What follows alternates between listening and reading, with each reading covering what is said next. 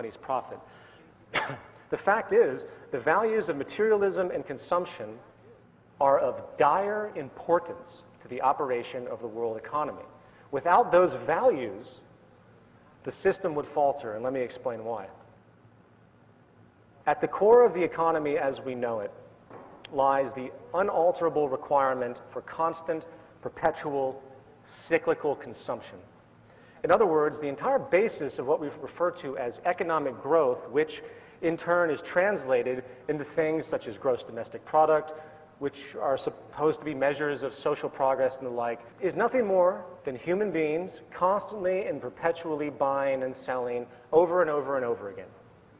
If human beings do not buy things, companies and stores cannot afford to pay their employees. If an employee cannot be paid, then that employee, which is also the consumer, cannot go out and spend the money they receive from employment back into the system to perpetuate the cycle. If people do not constantly spend their money, the entire economic structure, including the entire labor system, would completely collapse. Given this reality, the highest priority of any corporation, or in fact, any government that cares about its economy, is to make sure the public has an immediate interest to constantly consume. It is interesting to point out that America was originally founded on a certain degree of a Protestant work ethic, a Protestant worldview, where thrift and savings were actually dominant values back then. Since that time, advertising agencies had to switch their arguments from utility-oriented angles to those engaged in for emotional appeal and status enhancement. Americans now consume twice as much as they did before the end of World War II. As an historical note, one of the leading figures in this American value hijacking, as I would call it, is a man named Edward Bernays. Bernays is most famous for his book called Propaganda, in which it was bought by many people, including Joseph Goebbels. He was hired by all the major corporations many, many decades ago to help influence the public into buying things very simply that they did not need. A new world of neurotic associations, such as materialism and conspicuous consumption, to quote Thorstein Veblen, was unleashed during this time and has grown and mutated dramatically. Today, human needs have become utterly perverted by the imposed, suggested wants generated by the consumption-provoking mechanism of marketing and advertising. The more dissatisfied and unhappy a population is, the better it is for advertising agencies and corporations. Consumerism feeds on a form of inferiority and self-consciousness. And that translates very literally into identity and social status. Amazingly, the indoctrination is so powerful that consumerism is regarded by most of society as reflecting some kind of basic human interest, as though it's a reflection of human nature. This, of course, is baseless. In fact, our neurotic need to shop and consume is actually a reflection of how deeply social we are and how influenced we are by the social programming and status orientation of possessions and appearances and everything else that's been pushed upon us. Okay, part 2, prognosis. The prior points made about the well-being and quality of life issues associated with social imbalance is a big issue.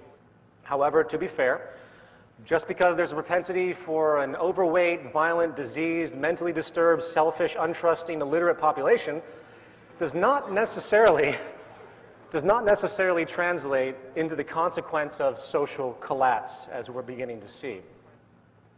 So we're going to move on, putting the basic well-being of humanity aside for a moment and focus on the mechanisms of the social system itself and the larger order problems that are being generated. Okay, here's the deal. One of the most critical things to understand, without a shadow of a doubt, proves the unsustainable nature of our current social system and how it is on a collision course with nature, is this.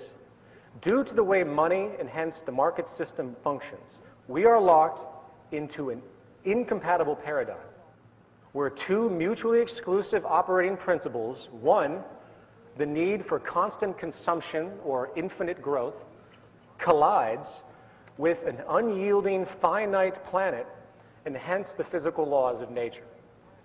You simply cannot have an infinite growth of commerce and hence consumption in a closed system such as the planet Earth. For all those that don't fully understand this, let me explain more. The planet Earth is basically a closed system when it comes to its resources. All the minerals and energy deposits that we currently use have rates of cultivation that dramatically exceed the lifespan of the human being. For example, oil and fossil fuels in general took over 100 million years easy for them to come about.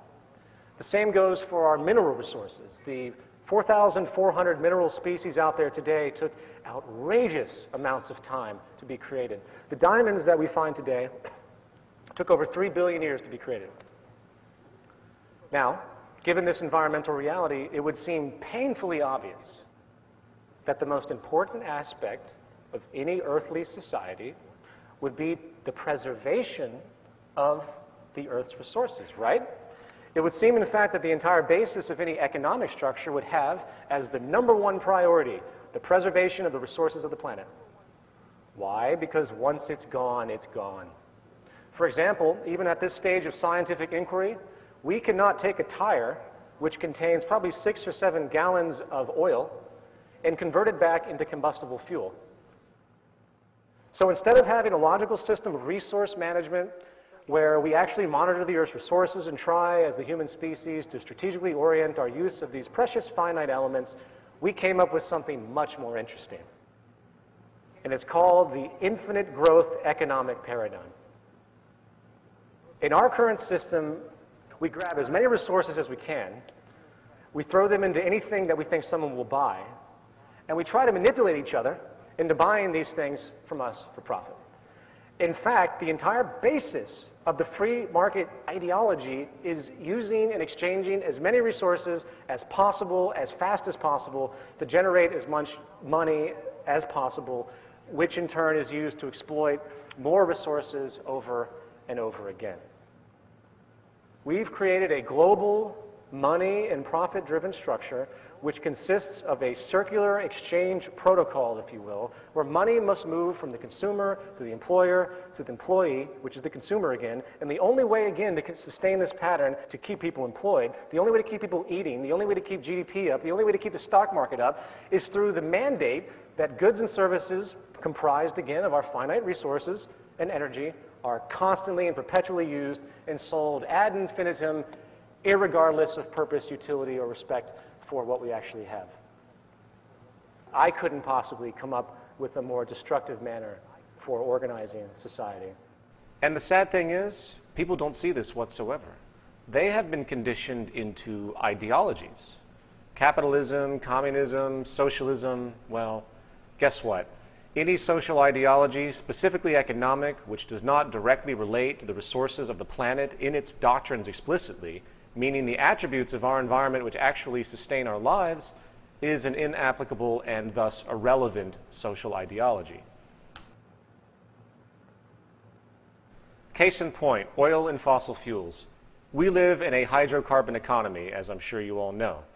Our entire economic structure, meaning production, distribution, food cultivation, transportation, etc., is entirely based on energy from fossil fuels.